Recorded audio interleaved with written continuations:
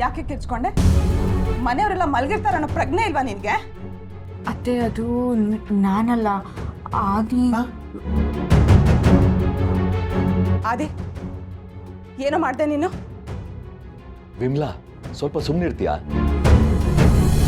ಅಪ್ಪ ದೇವ್ರೆ, ಈ ಲಕ್ಷ್ಮಿ ನನ್ನ ಮಾನ ಮರ್ಯಾದೆ ಕಳಿದೇ ಇರೋ ಹಾಗೆ ನೋಡ್ಕೊಳಪ್ಪ ಪ್ಲೀಸ್.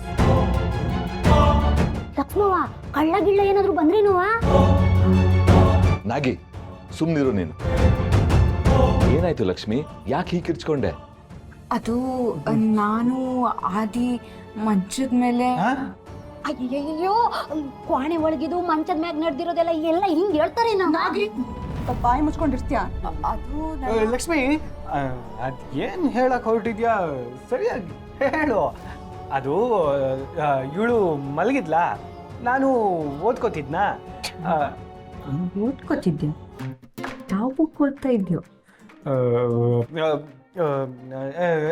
ನಾನು ಓದೋ ಬುಕ್ಕೆ ಓದ್ತಿದ್ದೆ ಕಣೆ. ಅದೇ ನಾನು ಓದ್ತಿದ್ದೆ, ಇವಳು ಮಲಗಿದ್ಲು. ಆದಿ ಹೇಳಿದ್ದೆ ಎಸ್ಸಲ್ಲ ಅಂತ ಹೇಳ್ತೀಯ, ಸರಿಯಾಗಿ ಹೇಳಿ ಏನಾಯ್ತು ಅಂತ. ಅದೇ ಅಪ್ಪ, ನಾನು ಮಲಗಿದ್ದೆ, ಇವಳು ಅಲ್ಲ ಇವಳು ಮಲಗಿದ್, ನಾನು ನೀನು ಹೇಳ್ತೀಯ ನಾನೇ ಹೇಳ? ಅದು ಇವಳು ಯಾರೋ ಕನ್ಸ್ ಕಾಣ್ಕೊಂಡು ಮಂಚದಿಂದ ಕೆಳಗಡೆ ಉಳ್ಕೊಂಡು ಬಿದೋದ್ಲು, ಅದಕ್ಕೆ ನೋವಾಗಿ ಕಿಚ್ಕೊಂಡ್ಲು ಅಷ್ಟೇ. ಅಷ್ಟೇನಾ? ಏನೋ ದೊಡ್ಡ ಅನಾಹುತ ಆಯ್ತು ಅನ್ನಂಗೆ ಹೇಳ್ತಾ ಇದೆಯಲ್ಲ. ಮಾವ ಈಗ ತಾನೇ ಹುಷಾರಾಗ್ತಿದ್ದಾರೆ. ಇಂಥ ಕಿರುಚಾಟ ಎಲ್ಲ ಕೇಳಿದ್ರೆ ಅವ್ರಿಗೆ ಭಯ ಆಗುತ್ತೆ ಅನ್ನೋ ಪ್ರಜ್ಞೆ ಇಲ್ವಾ ನಿನ್ಗೆ? ನನ್ನ ಮಗ ಕಷ್ಟಪಟ್ಟು ಓದ್ತಿದ್ದಾನೆ, ನೀನ್ ನೋಡಿದ್ರೆ ನೆಮ್ಮದಿಯಾಗಿ ಮಲಗಿದ್ಯಾ. ಇದರಿಂದನೇ ಗೊತ್ತಾಗತ್ತೆ ನೀನು ಓದೋದ್ ಚಂದ. ವಿಮ್ಲಾ ಸಾಕು ಸುಮ್ಮನಿರು.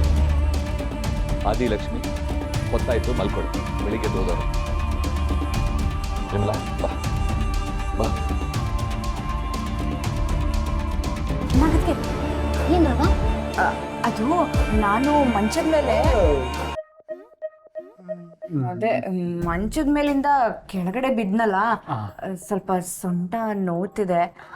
ಬಾಮ್ ಏನಾದ್ರೂ ಇದ್ರೆ ಕೊಡ್ತೀರಾ? ಅಟ್ಟೆನೆಯಾ? ತಕೊಳ್ಳಿ. ಇದೇನಾಗತ್ಗೆ ಬಾಮ್ನ ಜೊತೆಲೆ ಇಟ್ಕೊಂಡು ಓಡಾಡ್ತಿದ್ದೀರಾ? ಅದು ನನ್ನ ಗಂಡಂಗೆ ಸ್ಟಿಯರಿಂಗ್ ಹಿಡ್ದು ಕೈ ನೋವು ಅಂತ ಹೇಳ್ತಾ ಇದ್ನ, ಅದಕ್ಕೆ ಬಾಮ್ ಹಾಕಿ ತಿಕ್ತಾ ಇದ್ದೆ. ನೀವು ಕಿರ್ತ್ಬಿಟ್ರಲ್ಲ, ಅದಕ್ಕೆ ಇದ್ರ ಜೊತೆಗೆ ಬಂದ್ಬಿಟ್ಟೆ. ಸರಿ ಕೊಡಿ. ನಿಮ್ಗೆ ನೋವಿದೆ ಅಂತ ಹೇಳ್ತೀರಿ, ನಿಮ್ಗೆ ಕೊಡೋಕಾಯ್ತದಾ?